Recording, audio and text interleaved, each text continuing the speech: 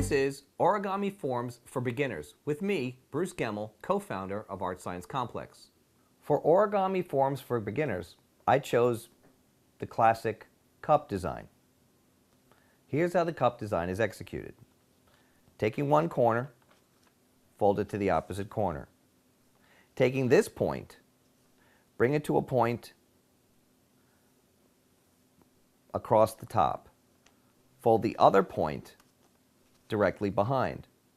Then, folding down one side, folding down the other side.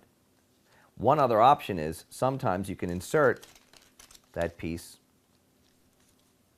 inside or not. So those are the two different versions of your origami cup.